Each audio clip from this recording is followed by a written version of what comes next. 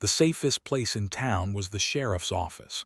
That's what folks told themselves, right up until a woman walked in holding a lawman's revolver like it was evidence and a warning at the same time. She didn't throw it down, didn't slam it to make a point. She placed it in the middle of the desk with two fingers, slow and exact, like she was setting a debt on the table and daring anybody to pretend it wasn't owed. Outside, the sky was holding its breath. Thunder kept rolling far off like a drumline coming closer. That kind of weather don't just happen. It waits for the right moment, same way violence does. Sheriff Elijah Pierce looked up from papers he hadn't been reading. His pen had stopped the second her steps hit the porch boards. He'd heard that walk before. Not her walk. Decisions walk, the kind that don't ask permission.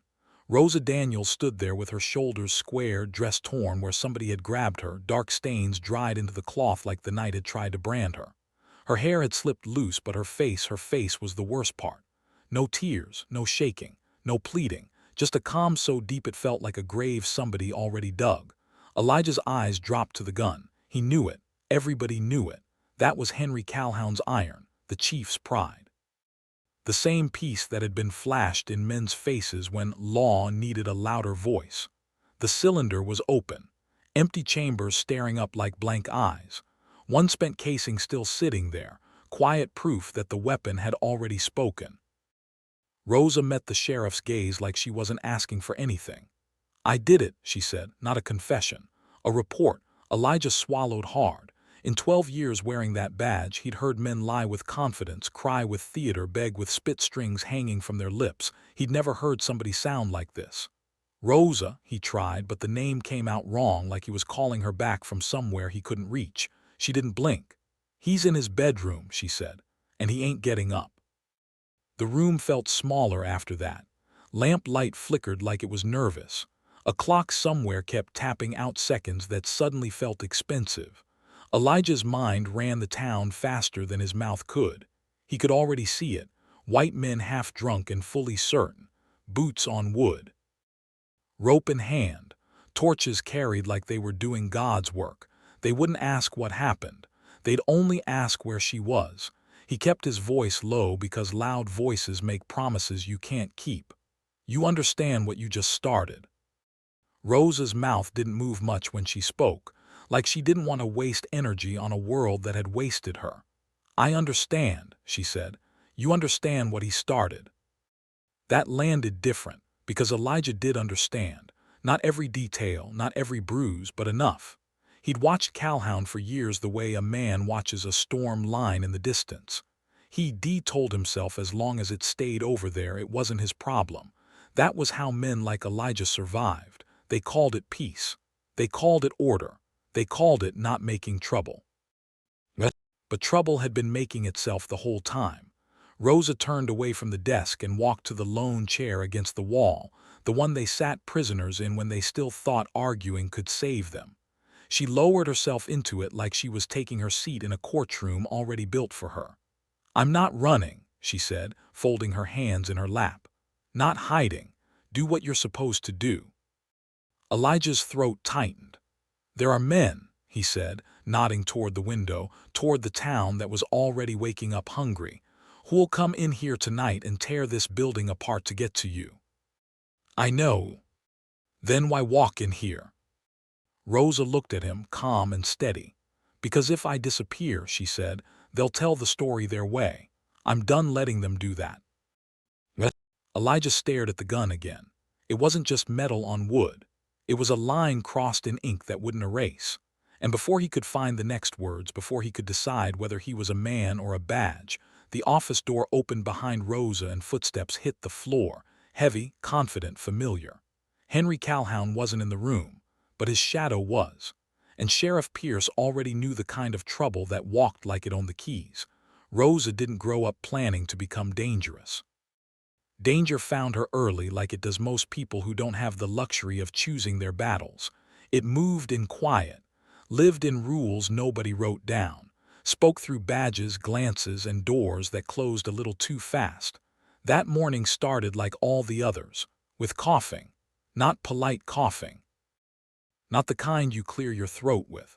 This was deep tearing, the kind that sounds like something inside a body is trying to escape. Rosa lay still, eyes open, counting the breaks between her mama's breaths. She always counted. When the pauses got too long, fear crept in.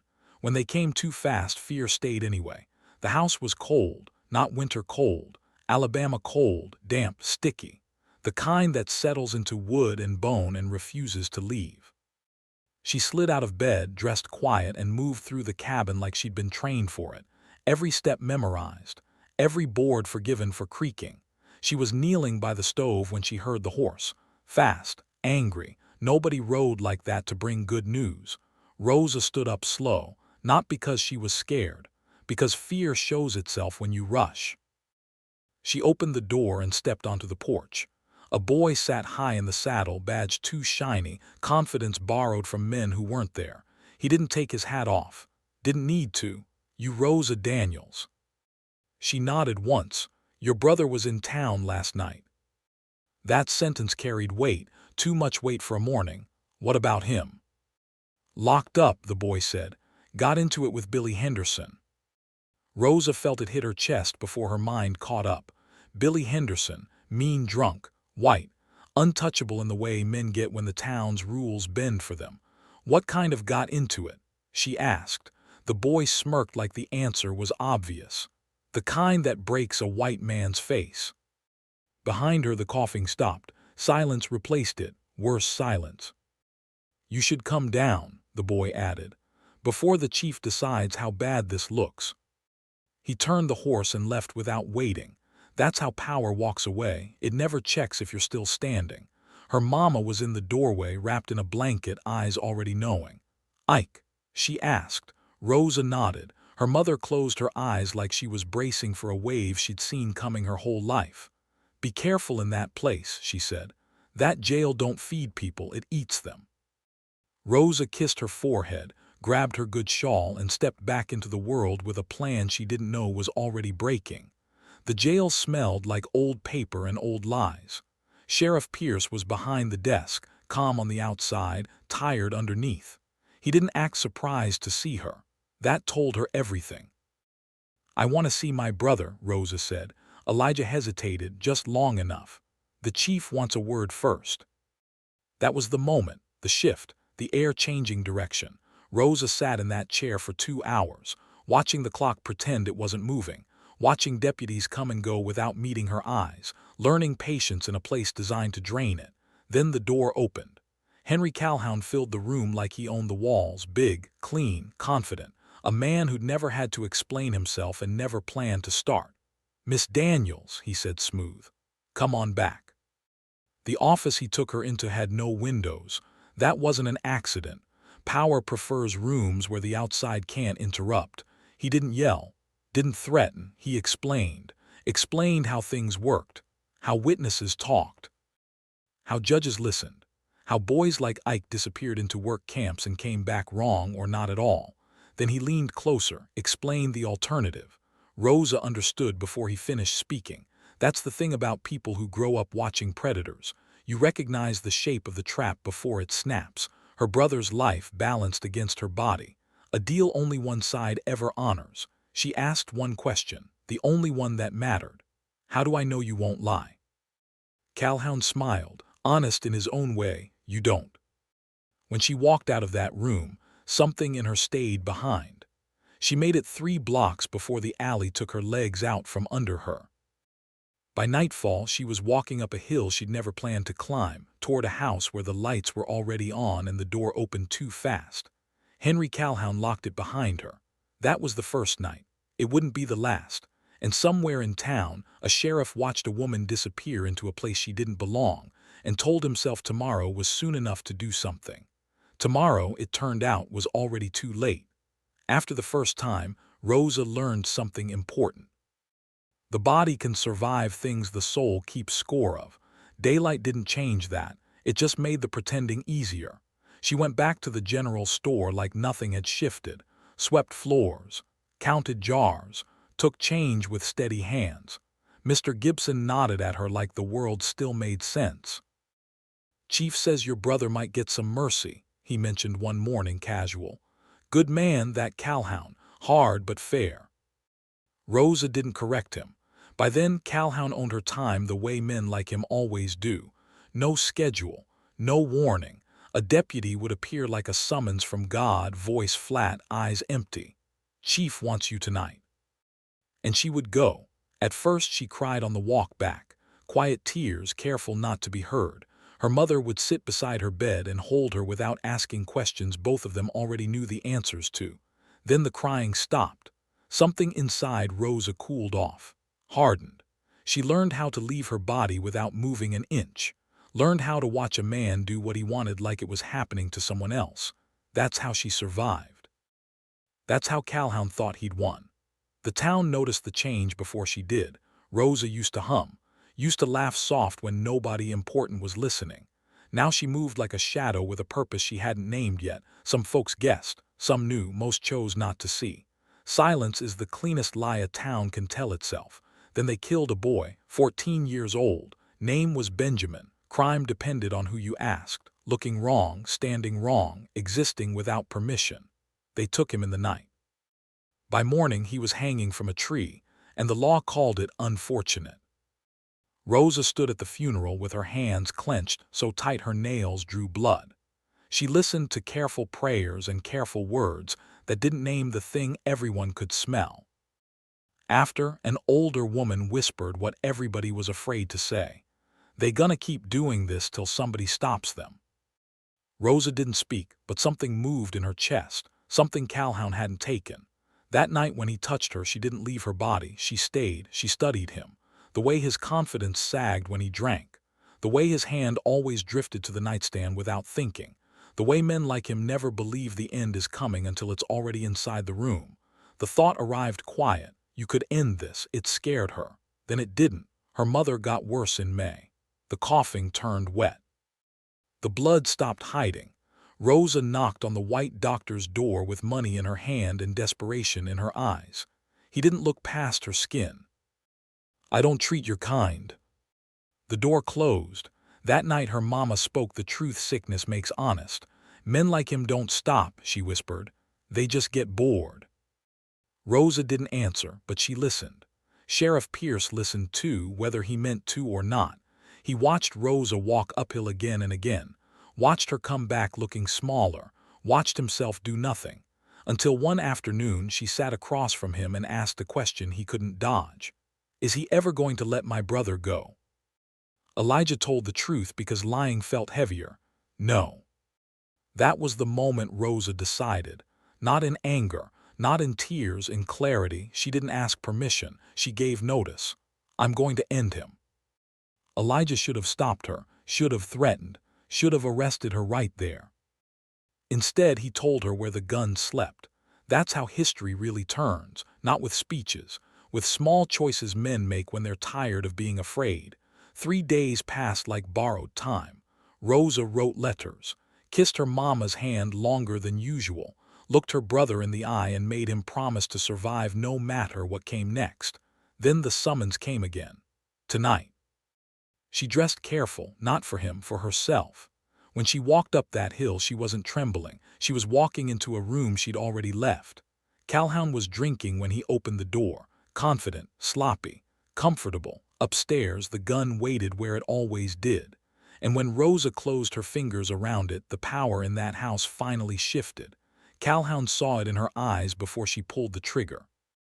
That's the thing about men who rule through fear. They never recognize courage until it's already aimed at their chest. The sound echoed once, and everything after that belonged to the storm. The gunshot didn't sound like justice. It sounded final, not loud the way people imagine, just sharp, clean, like a door slamming somewhere you'll never open again. Calhoun staggered back onto the bed, eyes wide, trying to understand how the rules had changed without his permission. Blood spread fast, soaking into the sheets he'd never worried about washing. His mouth opened like there was something left to say. There was. Rosa stood there a moment, breathing slow, letting the room catch up to what had happened. Her hands shook now. Not fear. Release. 6 months of borrowed breath finally exhaled all at once. She could have run. Back window, woods, train north by morning. Plenty of folks would have helped her disappear if she asked the right way. but disappearing was what they expected. She wiped the places she'd touched, left the gun where it belonged, and walked out the same way she always did. No rush. No panic. The night air hit her like baptism. She didn't go home. She went to the only place that still pretended to mean something. When Rosa set the gun on Elijah Pierce's desk, the storm finally broke. Rain slammed the roof. Thunder shook the windows, the kind of weather that turns crowds mean. "I did it," she said, calm as Sunday. Elijah saw it all at once. The blood, the certainty. The fact that this was already bigger than both of them. Before he could speak, the front door burst open. Deputy, soaked and wide-eyed. Sheriff, gunshot reported at the chief's house. He stopped when he saw her, saw the gun, saw the truth sitting right there without asking permission. Elijah made his choice then, not heroic, just honest. "She confessed," he said. "Secure the house, don't touch a thing." The deputy ran. Elijah cuffed Rosa gently, like she might shatter, like he owed her that much. The cell door closed with a sound that stuck. Outside, word moved faster than rain. By midnight, the town had teeth. Men gathered with rope, whiskey, and righteousness. 50 of them, maybe more, shouting about order, about law, about what had to be done. Elijah stood at the window with a shotgun he'd never wanted to use. "Go home," he told them. They laughed. Someone threw a rock. Glass exploded inward. "Give her to us." Elijah didn't raise his voice. "First man through that door dies." For a second, nobody moved. Then the mayor stepped forward, calm as a deal-maker. He didn't defend Rosa, didn't argue innocence. He argued paperwork. "Let the trial hang her," he said. "Cleaner that way." That was enough. The crowd thinned, grumbling, already planning how Monday would end. Inside the cell, Rosa lay on the cot staring at the ceiling, listening to the rain wash a town that wouldn't change overnight. She slept. For the first time in months, she slept without leaving her body. Monday came fast. The courtroom filled. White faces in front. Black faces packed tight in back. Heat rising, tension heavier than the air. They called it murder, she called it survival. When Rosa took the stand, she didn't cry, didn't beg. She told the truth like she was setting another gun on another desk. The jury didn't deliberate long. They never do when the verdict is already decided. Guilty. Sentence set. As they led her away, Rosa met her brother's eyes in the crowd. Just once. Enough to say everything that mattered.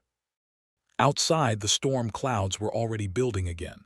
And somewhere in Pine Ridge, men were learning a lesson they'd never admit out loud. Power doesn't disappear, but sometimes it bleeds. They thought the ending was decided. That was the mistake. The verdict hit the room like a dropped plate. Loud. Final. Everybody heard it crack, but only a few understood what it really meant. The judge didn't look at Rosa when he read it. Didn't have to. The law had already done the looking for him. Chains clicked back onto her wrists. Outside, men smiled the way people smile when the world confirms what they already believed. Order restored, balance corrected, a warning delivered. Rosa walked anyway, head up, steps steady. Same walk she'd used when she crossed thresholds nobody else could see. They put her back in the cell, but this time the bars felt different. Not tighter, just honest. She knew the shape of the cage now, knew exactly how much air was left inside it. Word moved fast beyond Pine Ridge. Too fast. By the second night, strangers started showing up near the jail, not locals. Men who asked questions quiet. Men who listened more than they talked. The kind who didn't smell like whiskey or rage. Elijah noticed. So did the mayor. So did the deputy who swore he saw a telegraph runner headed west after sunset. That made people nervous because trials could be buried, hangings could be rushed, but stories traveled. A black woman, a dead police chief, a confession that wouldn't bend, a sheriff who stood in a window with a shotgun and didn't blink. That kind of thing drew attention the town didn't want. Elijah sat across from Rosa late that night, keys heavy in his hand. "They moved the date up," he said. "Friday." Rosa nodded. She'd expected that. "They want it quiet," he added, "before anybody important starts asking why."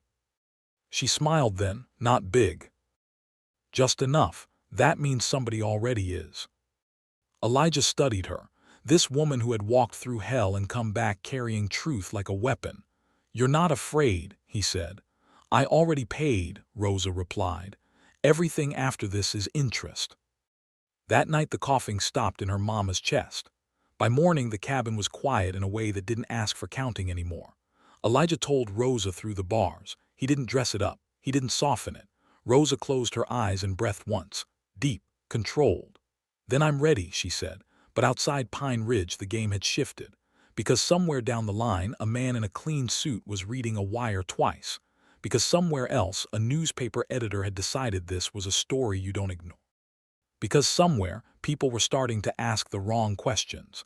And when the state builds a gallows too fast, it's usually because they're afraid someone's coming to look too close. Friday was approaching, and Pine Ridge didn't know whether it was about to bury a woman or expose itself. Friday came wearing a smile, not the warm kind. The kind men wear when they believe the math is settled.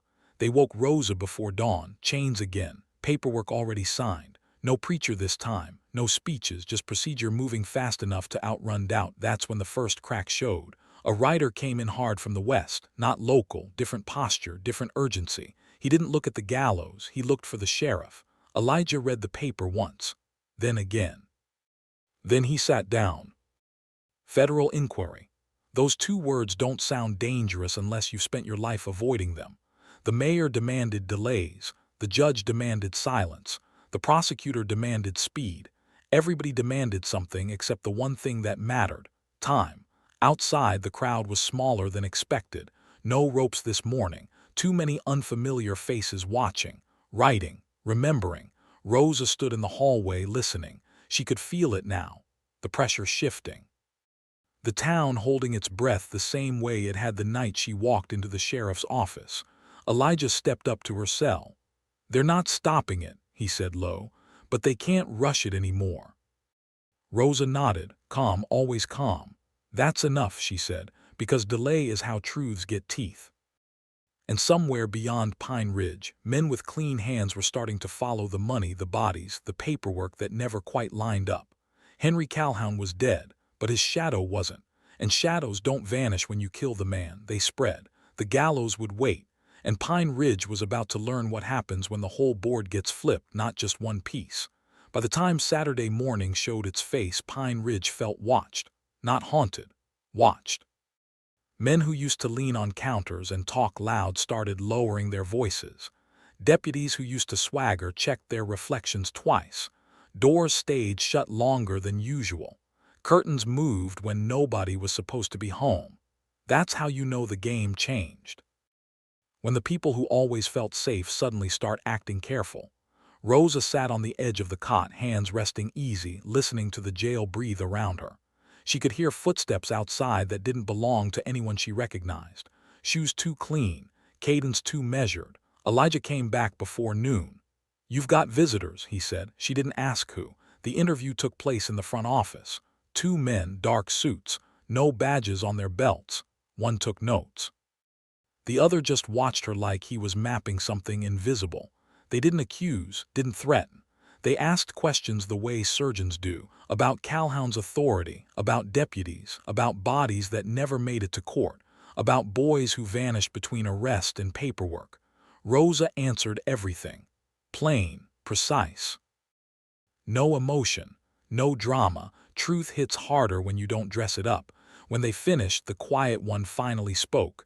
"You understand this doesn't mean freedom." Rosa met his eyes. "I understand it means daylight." Was enough. After they left, the mayor showed up angry. The judge stayed hidden. The prosecutor stopped smiling, because now the story didn't belong to Pine Ridge anymore. Now it was moving. Monday came again, but this time the courtroom felt different, less confident, less sure of itself. The state asked for postponement, cited procedural concerns. Nobody said Rosa's name out loud. Nobody wanted to be the one tied to it if things went sideways. Outside, a small group gathered, not shouting, not chanting, watching. Rosa was brought out, chains still on but lighter somehow, like they didn't fit the same way anymore. Elijah walked beside her, quieter than usual. "You changed something," he said. Rosa didn't smile. "I just stopped letting them decide." The trial didn't end that day. It stretched, and stretched trials expose rot. Names started surfacing. Reports didn't match. Witnesses suddenly forgot things they'd sworn to before. Deputies stopped volunteering statements. Henry Calhoun's legacy began collapsing under its own weight, and Pine Ridge learned a hard truth the old way. You can terrorize people for years, but the moment someone refuses to be afraid, the whole structure starts to crack. Rosa returned to her cell that night knowing one thing for certain. No matter how this ended, they would never sleep the same again. Fear doesn't leave all at once, it leaks. Pine Ridge leaked it from every crack. The sheriff's office stopped feeling like a fortress and started feeling like a confession booth nobody wanted to step into. Papers disappeared. Files reappeared where they weren't supposed to be. Men who used to laugh about the old ways suddenly couldn't remember details they once bragged about. Rosa watched it happen from behind bars. That's the irony. They locked her up to make her small, but jail gave her the best seat in the house. People came to her now, not to threaten, not to demand, to measure. Deputies lingered at the bars longer than necessary, some with shame in their eyes, some with calculation. A few with something close to respect the kind men don't admit out loud. One night, Elijah sat across from her after closing the door to the front office. "They found 3 graves," he said quietly, "unmarked, outside town." Rosa closed her eyes for a second, not in surprise, in recognition. "More than that," she said. Elijah nodded. "They know."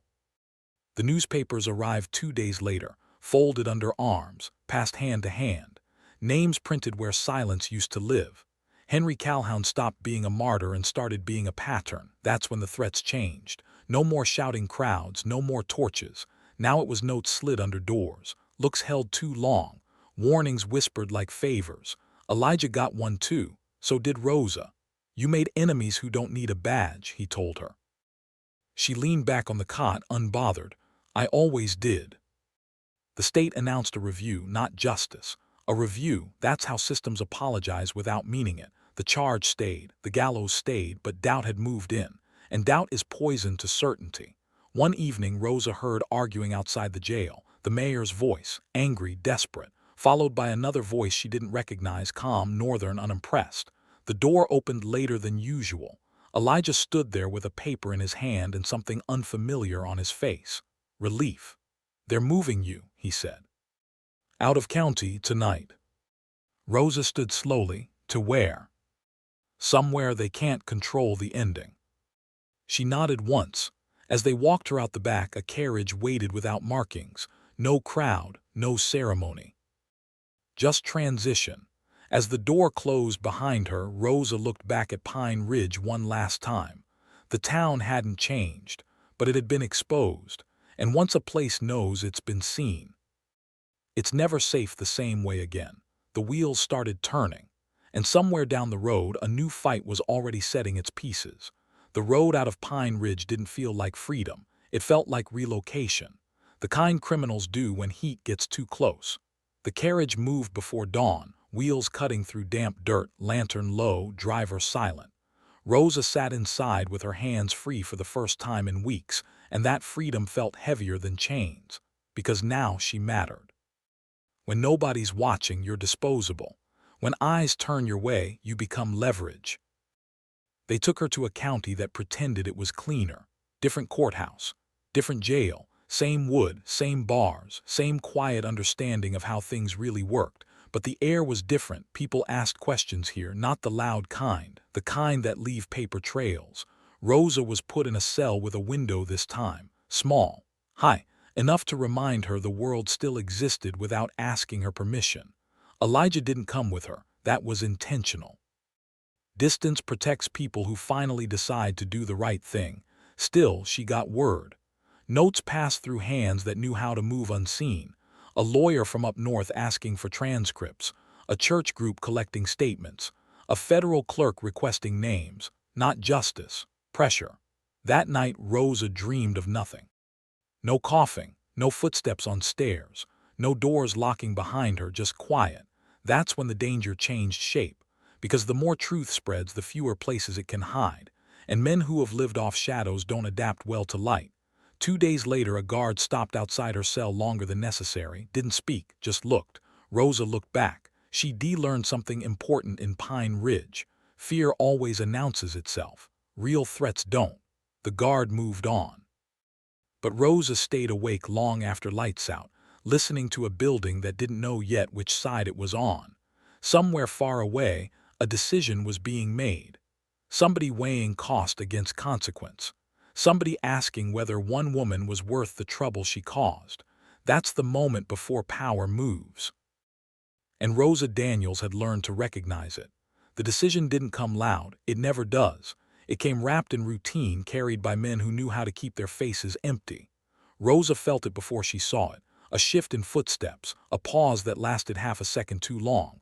The jail changing posture, that's when you know somebody high up stopped asking questions and started choosing outcomes. The guard returned near midnight. Different one this time, older, eyes that didn't rush. He opened the slot in her cell and slid in a cup of water. "You should drink," he said. Rosa didn't touch it. She studied him instead. "Appreciate the concern," she said evenly, "but I'm good." The guard held her gaze, measuring, then nodded once and moved on. That confirmed it. Somebody wanted her comfortable. Or quiet or gone without noise. None of those options were for her benefit. Morning brought visitors, not lawyers, not clergy, men in suits again, but different now. Less polite, more decisive. They didn't sit, didn't offer names. "You've become a complication," one of them said. Rosa leaned back on the bench. "Funny," she replied. "I thought I was the result." That didn't land how he expected. They spoke about transfers, about protective custody, about options that sounded like mercy until you listened close. She heard the threat hiding in the paperwork. Disappear quietly or stay visible and risk everything. Rosa chose visibility. "I'm not done talking," she said. The room went still. That was the problem. That was always the problem. Women like Rosa weren't supposed to understand leverage, weren't supposed to see the board, weren't supposed to realize that once the system hesitates, it's already weak. One of the men smiled thin. "We'll see." That night Rosa wrote again. Names this time, dates, details, things she hadn't said yet, things she was saving for the right moment. She hid the pages where only fire or truth could reach them. Outside her window the sky rolled low and heavy, storm building, same kind as before, because storms don't finish business in one pass. They circle back. And Rosa knew something Pine Ridge still hadn't learned. Once you force power into the open, you don't get to put it back in the dark, not without blood. The night stayed awake with her. Jails have a sound when they're deciding something. Not alarms, not voices, it's the absence of noise that gives it away. Doors don't slam, guards don't joke, even the walls seem to listen. Rosa lay still, eyes open, counting footsteps the way she used to count her mama's breathing, slow, patient, letting the truth come to her instead of chasing it. Sometime after 2, a key turned where it shouldn't have, not her cell, down the hall, a door opened, closed, soft, careful. That's when danger puts on gloves. She sat up. A shadow passed her window slot, paused, moved on. Not tonight then, that was worse. Morning arrived with bad acting, smiles that didn't fit, coffee offered again. A guard calling her ma'am like respect could erase intent. By noon she understood the play. They weren't going to kill her. They were going to bury her in process, transfer after transfer, hearings that never landed. Jurisdictions that passed her name like a problem nobody wanted to own. A life spent waiting in rooms where nothing was decided and everything was forgotten. That's how the system kills without bodies. Rosa refused it quietly. When the clerk came with papers, she asked one question. "Who gets a copy?" The clerk hesitated. That hesitation was enough. She demanded documentation, filed complaints, requested counsel, asked for names, dates, signatures. Every delay became a record. Every refusal became evidence. Somewhere, someone cursed her name under their breath, because Rosa wasn't just surviving anymore. She was building something. Elijah sent word through channels that still existed. Short message, careful phrasing. "They're nervous," means it's working. That night a lawyer arrived unannounced. Not the young one, older, sharper. eyes that had seen courts lose their appetite before. "You understand," he said, sitting across from her, "that this can end two ways." Rosa nodded. "Quiet," he continued, "or loud." She leaned forward. "Quiet only helps them." The lawyer smiled thin. "Then loud it is." Outside, rain started again. Not sudden, steady, persistent, the kind that doesn't ask permission, and Rosa knew the truth now. She wasn't waiting on a verdict anymore, she was waiting on exposure. And exposure always makes someone desperate. Desperation has a smell: metal, ink, sweat hiding under cologne. Rosa caught it the moment they moved her again. No warning, no explanation, just a new corridor, new keys, new men pretending this was routine. That's how bad decisions like to dress themselves: boring, procedural, forgettable. The van had no markings, windows painted over, bench seats bolted down like confessions nobody planned to hear. Rosa sat still, hands folded, eyes forward. Calm the way men get nervous about. Calm like she already knew something they didn't. The driver didn't speak. The guard across from her avoided her eyes. That told her everything. This wasn't a transfer, it was a solution. Miles passed. Road noise swallowed thought. The farther they got from town, the looser the rules became. That's where mistakes happen. That's where truth gets sloppy. The van slowed, stopped. No jail sounds, no gates, just wind moving through trees and the distant hum of nothing important. One guard stood. Out. Rosa didn't rush, stepping down slow, letting the dirt feel real under her shoes. Pine trees, red clay, a place chosen because nobody comes looking. The other guard stayed seated. That one mattered. The standing guard cleared his throat. "This don't need to be difficult." Rosa looked at him finally. "Then you shouldn't have brought me here." He reached for his sidearm. That's when the second guard spoke. "Don't." The word landed heavy. Silence followed, thick, dangerous. Rosa stayed still while power wobbled between two men who hadn't agreed on the ending. Somewhere behind them, an engine cut through the trees. Another vehicle. Too soon. Too loud. The standing guard froze. Headlights broke through the brush, washing the clearing in white. Doors opened. Voices called out, confident, practiced, not local. The second guard exhaled like he'd been holding it since dawn. The first guard's hand dropped. Rosa didn't smile. She already knew the rule. When a system sends two men who don't trust each other, it's because somebody above them is scared, and fear makes backups. The newcomers approached, badges catching light. "Federal marshals," one said. "Step away." No shouting, no drama, just authority arriving late but on time.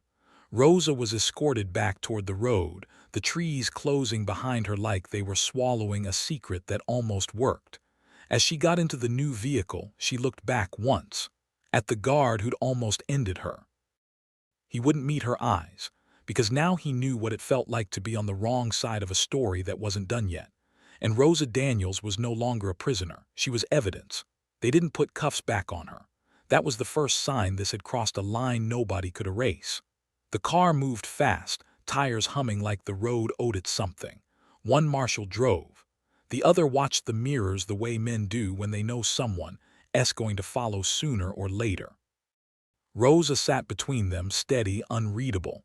Evidence travels different than prisoners. Evidence gets protected, cataloged, argued over in rooms where decisions cost careers.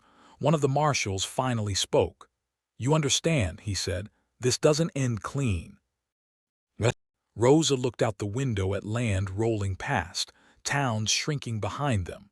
Nothing worth doing ever does.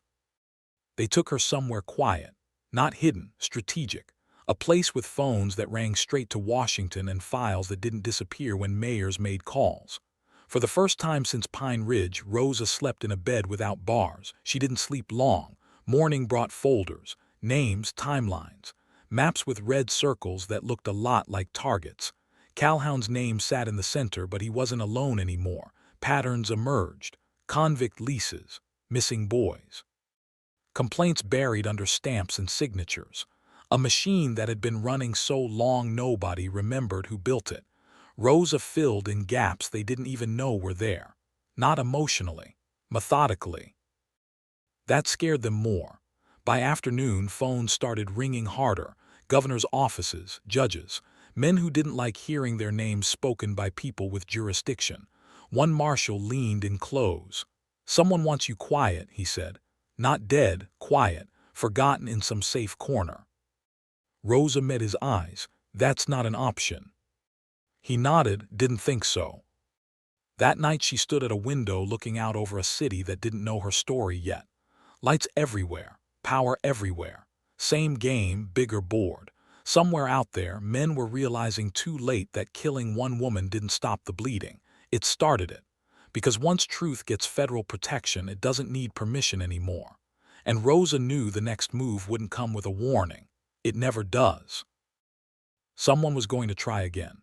And this time it wouldn't be sloppy. The second attempt didn't come with trees and dirt. It came with paperwork. That's how grown power kills. No guns, no blood, just signatures that quietly erase options. They told her she'd be relocated. New name, new place. A clean corner where nothing follows you and nothing changes. A life folded small. Rosa read every line twice, then slid it back across the table. "This is a cage with nicer paint," she said. The room stayed still. One of the men cleared his throat. "You don't understand how dangerous this gets if you stay visible." Rosa leaned forward, voice calm, almost gentle. "I understand exactly how dangerous it gets if I don't." That was the moment they realized she wasn't brave. She was strategic. They hadn't saved her life to protect her.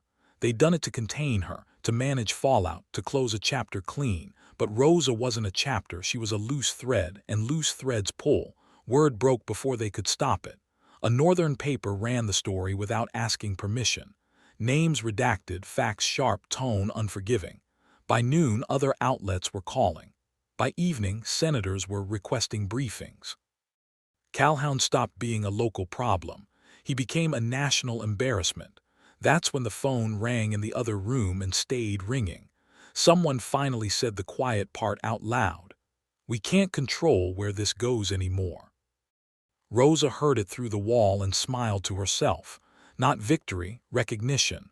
That night she was moved again, not hidden, elevated. A witness now. A liability to anyone who thought silence was cheaper than truth. As the car rolled through the city, she watched people on sidewalks laughing, arguing, living like systems never reached them. She knew better, because power doesn't care about distance. It only respects resistance. And somewhere, someone was staring at her name on a page, realizing too late that letting her live had cost them more than killing her ever would. The game wasn't over. It had just changed levels. And Rosa Daniels was still standing on the board. They stopped calling her Rosa in the halls, not out of kindness, out of caution. Names carry weight once they start moving paper. And hers was moving fast now, through offices that smelled like polish and fear, through conversations that ended with doors closed a little too hard. She was placed in a room with no bars and too many exits. That's how you know you're not safe. That's how you know you're being managed. A man with silver at his temples came to see her late.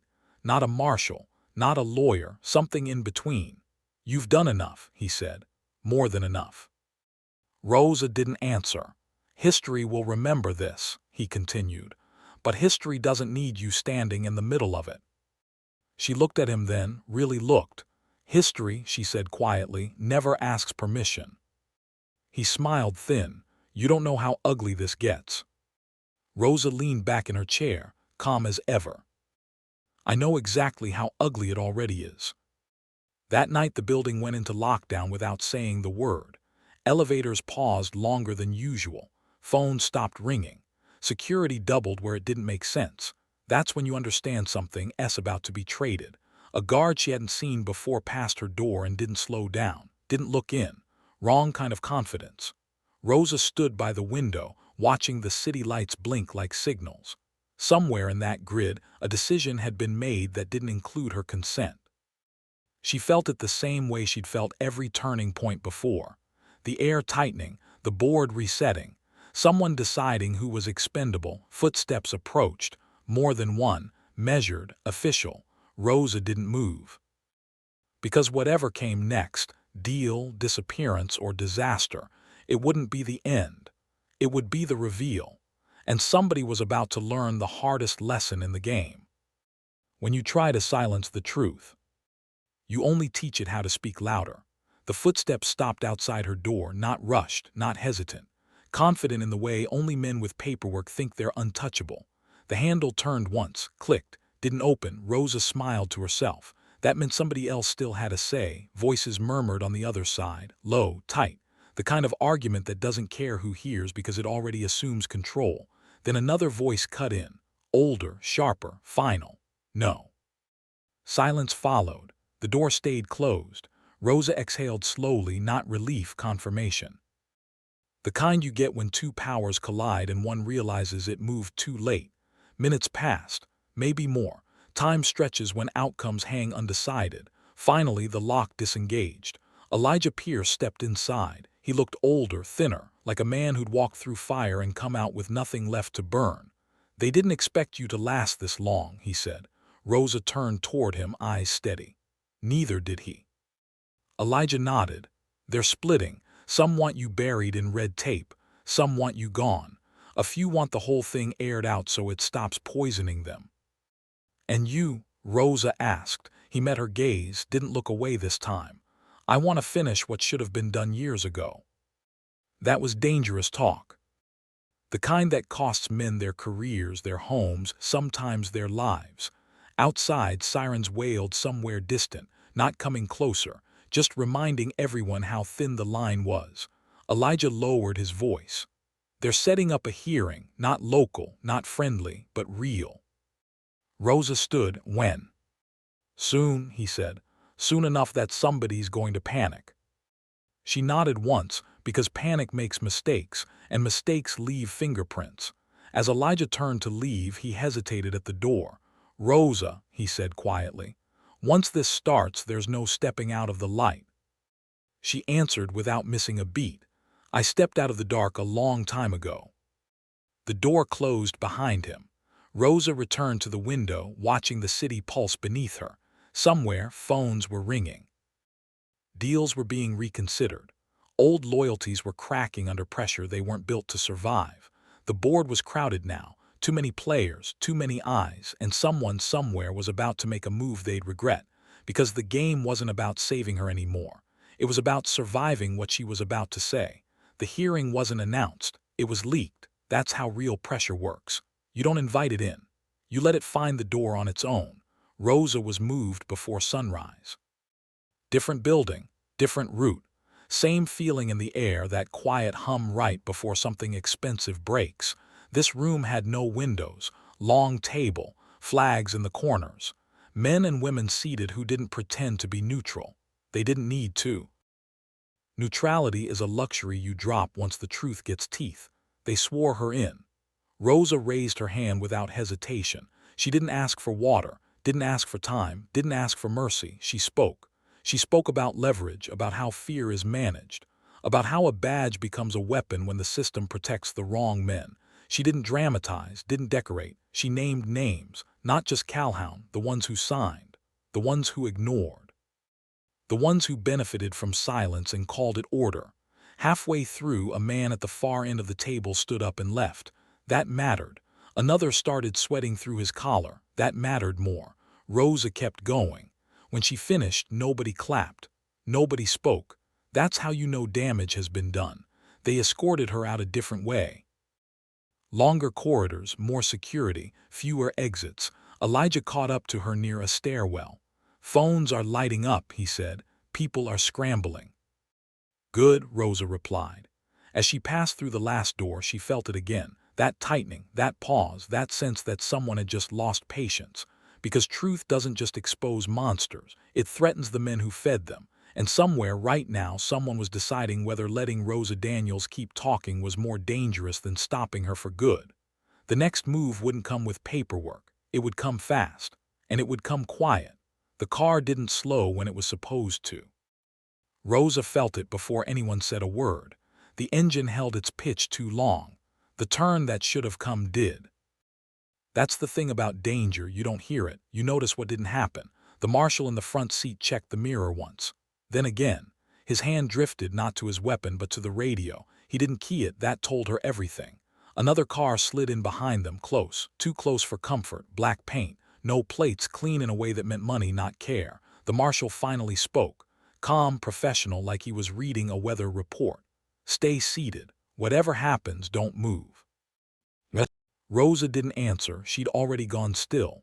The road narrowed, trees pressed in. City gone, witnesses gone. This wasn't an accident. This was a correction attempt. The second car flashed its lights once. A signal. The marshal's jaw tightened. He accelerated instead. That changed the math. The black car surged forward, engine growling now, impatience showing. These weren't men sent to talk. They were sent to end something that had started costing too much. Rosa's pulse stayed even. She'd lived inside worse rooms than this. The marshal hit a hard turn. Tires screamed. The black car nearly lost it but recovered fast, too fast. "Someone sold this," the marshal muttered. That was the betrayal, not surprise, confirmation. Ahead, a bridge came into view. Narrow, no shoulder, no easy exits. The black car closed the gap. Rosa leaned forward slightly, voice steady.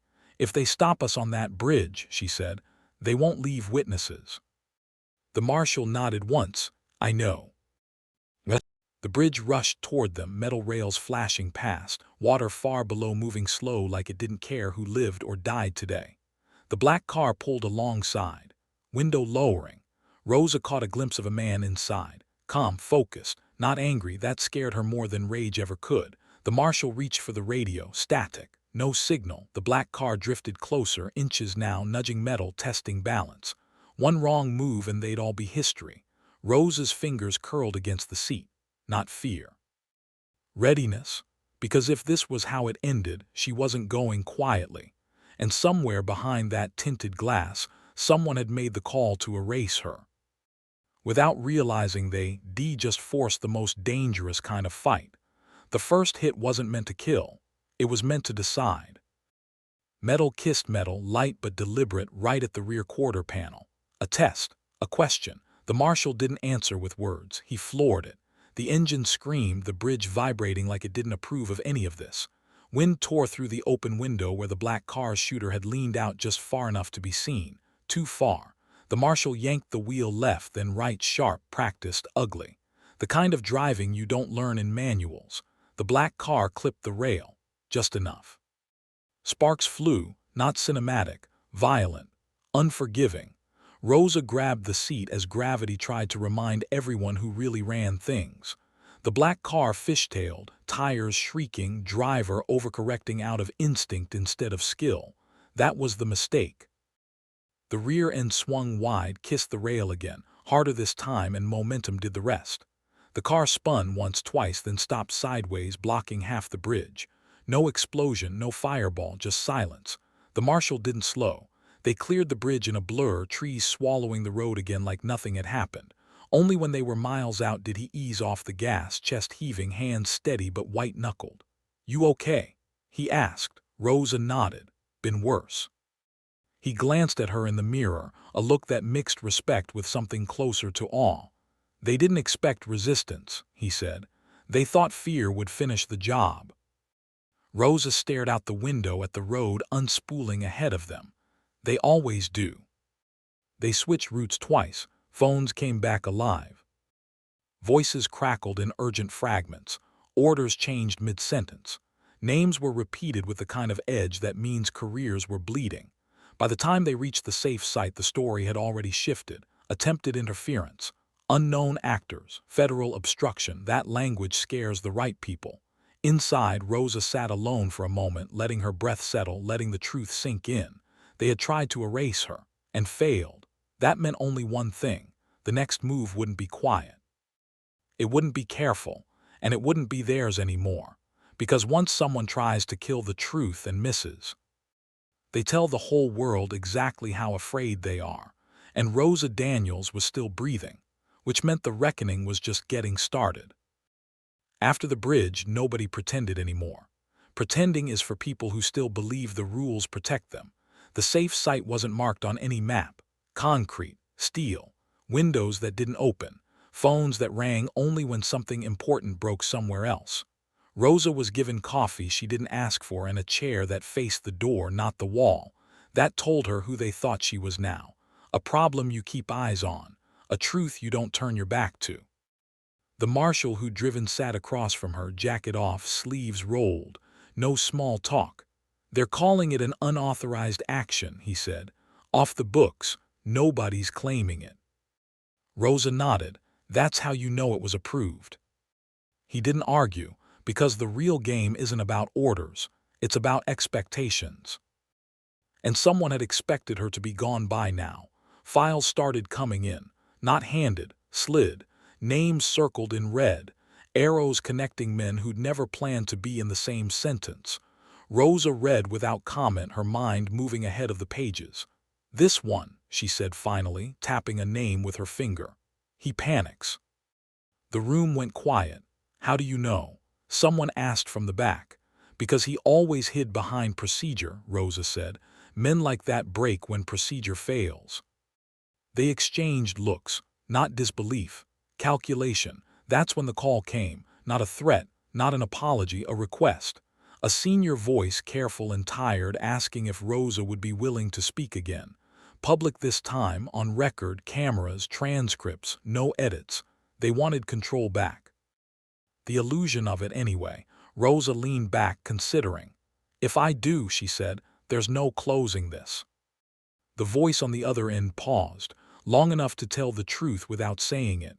"We're past that." Rosa stood, "Then schedule it." The room shifted, chairs scraped. People moved with purpose. They couldn't slow down anymore. Because once the truth goes public, it stops belonging to anyone. As she was escorted down the hall, Rosa caught her reflection in the glass. She didn't look like a victim, didn't look like a hero. She looked like someone who understood the board. Behind her, phones rang harder. Doors closed faster. Somewhere, a man who'd signed off on too many quiet solutions realized there was no quiet left. And somewhere else, far from cameras, far from law, someone was deciding that if the truth couldn't be stopped, then maybe the woman carrying it could. Not with cars, not with paperwork, with something permanent. Rosa felt it in her bones. The next move was already on its way. The cameras changed everything, not because they love the truth. Cameras don't love anything, but because they make lies expensive. Rosa sat at the table under hard lights, hands folded, spine straight. No lawyer whispering in her ear, no script, just silence waiting to be filled. Across from her, microphones blinked red like small, hungry eyes. She didn't start with Calhoun. That would have been expected. She started with the system, with how men learn early that power isn't loud, it's patient, with how fear gets processed through paperwork, with how whole towns survive by agreeing not to notice certain things. Then she named him, then she named the others. Not dramatic, not angry, just accurate. You could feel it through the glass. Somewhere, careers were collapsing in real time. Somewhere else, a phone was ringing and nobody wanted to be the one to answer it. When it was over, no one clapped. No one moved. That's how you know the truth landed. They escorted her out the back, not for safety. For optics. Front doors were already filling with people who wanted a piece of the moment. Outside, the air felt sharper, like the city itself had leaned in. The marshal stayed close. "You just made yourself impossible to ignore," he said. Rosa gave a small nod. That was the point. They didn't take her back to the safe site. They took her somewhere new, temporary, supposedly secure. The kind of place people use when they haven't finished arguing about what to do with you. As the car pulled away, Rosa looked out at streets that didn't know her name yet but soon would. She knew how this part worked. Visibility buys you time, not safety. The phone in the front rang once. The marshal answered, listened, then said only one word. "Understood." He didn't look back at her. That was new. "Problem?" Rosa asked. He paused, then decided not to lie. "They found one of the men from the bridge," he said. "Alive." Rosa's gaze sharpened. "And?" "He's talking," the marshal continued, "but not to us."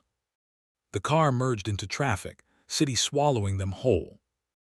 Rosa leaned back, calm as ever, but her mind was already 3 moves ahead. Because if someone from that car was talking, then someone higher up was listening. And people who listen from the shadows don't do forgiveness. They do cleanup.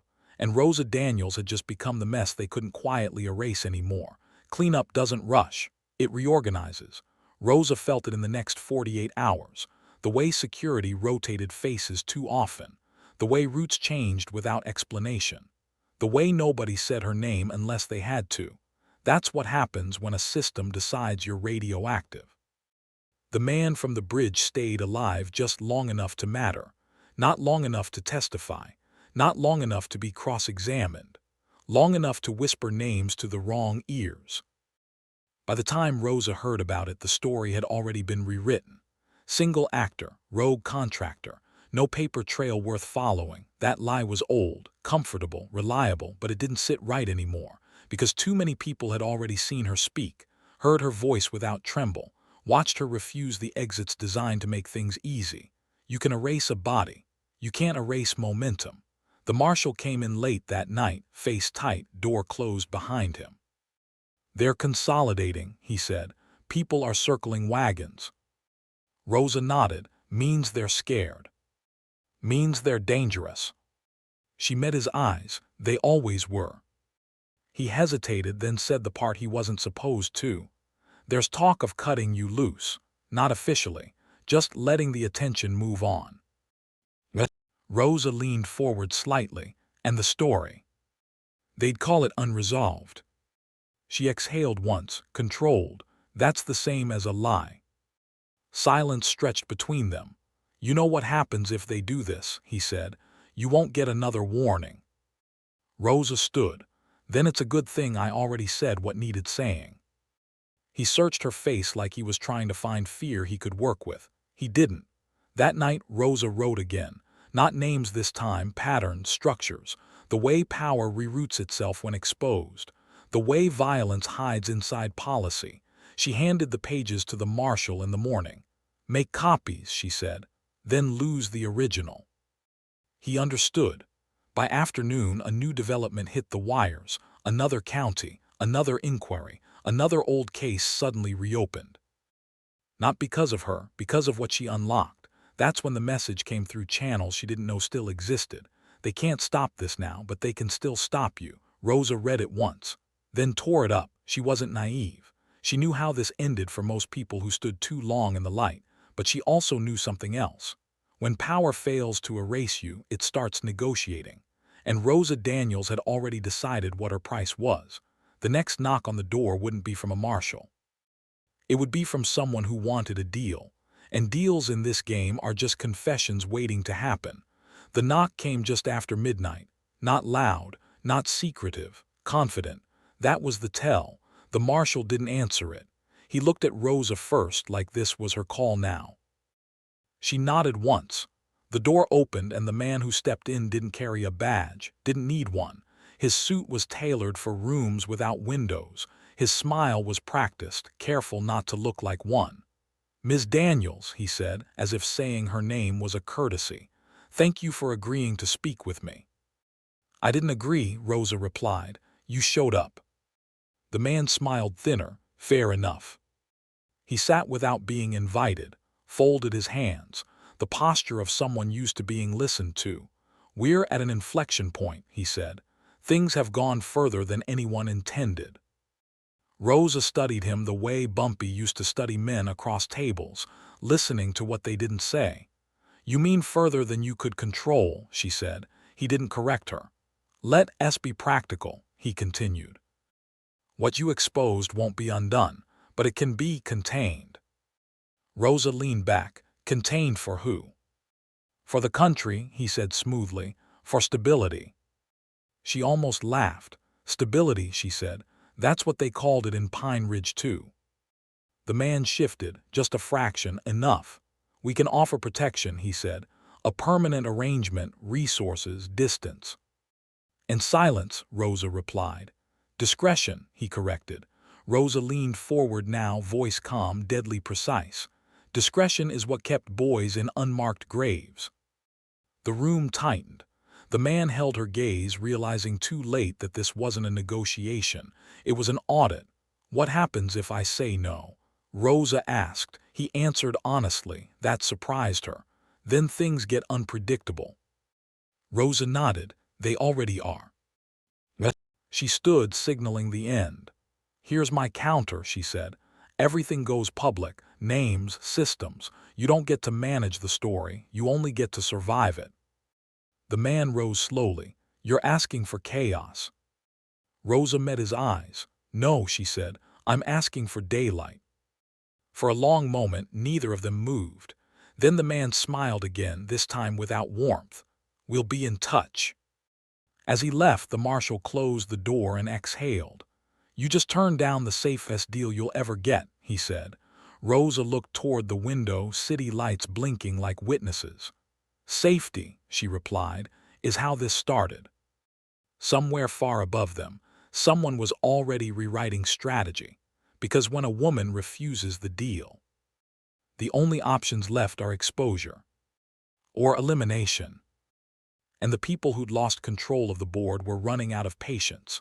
They didn't come for her with guns. That would have been obvious. They came with timing. The hearing was announced at noon and moved up by evening. Same city, different building, new faces in the room, fewer cameras than promised, just enough to claim transparency without actually risking it. That's how you know somebody's trying to land the plane before it catches fire. Rosa felt it the moment she walked in. Too clean, too calm. Too many people pretending the danger had passed.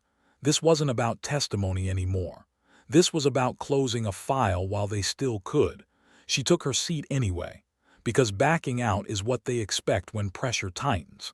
The first speaker talked about procedure, the second about jurisdiction, the third about moving forward.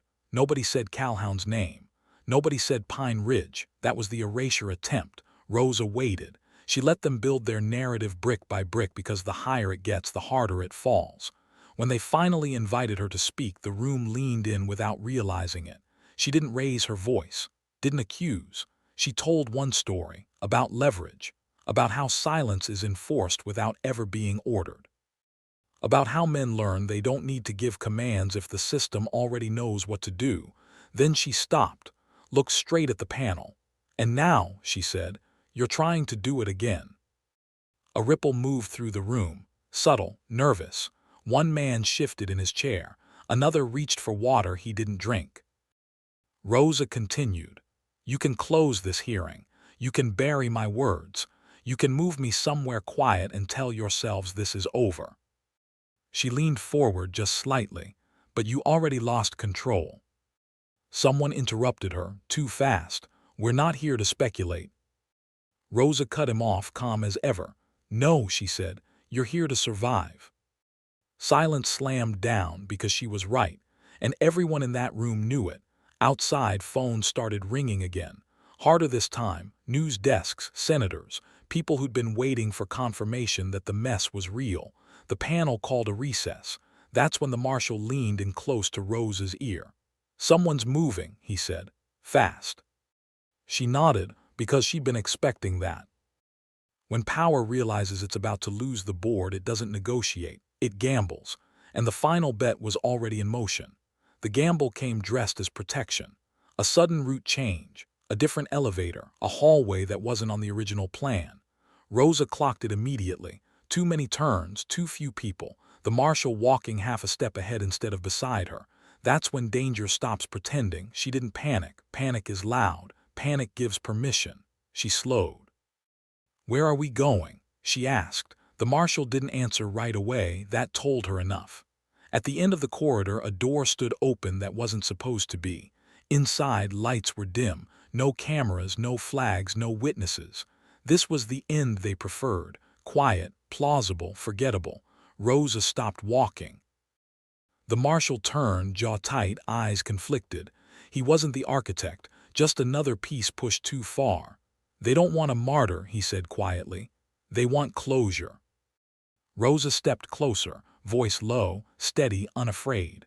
Closure is what men ask for when they know they're guilty. Footsteps echoed behind them, not rushing, not hiding. Authority doesn't hurry when it thinks it's won, but the footsteps weren't who they expected. Voices followed, sharp, commanding, too many. The door behind them filled with people who hadn't been on the schedule. Cameras appeared like weapons. Badges flashed that didn't ask permission. The marshal exhaled, something between relief and fear. Someone higher up had blinked. The gamble collapsed. In the chaos, Rosa didn't move. She didn't need to. The board had finally turned against the men who thought they owned it. Later, much later, when statements were read and resignations announced. When indictments wore careful language and avoided certain names, Rosa sat alone in a quiet room and listened to the city breathe. She wasn't free in the storybook sense. She never would be. But the machine that had fed on silence was exposed now. Documented. Watched. That was the real victory. Elijah Pierce visited once before it all ended. Older. Grayer. Lighter somehow. They won't say you changed things, he told her. Rosa nodded. I didn't do it for them. He hesitated. What happens to you now? Rosa looked out the window at a world that still needed watching. I keep living, she said. And they keep remembering what happens when they push the wrong person too far. Because power doesn't fall all at once. Sometimes it just learns fear, and once it does, it never feels safe again.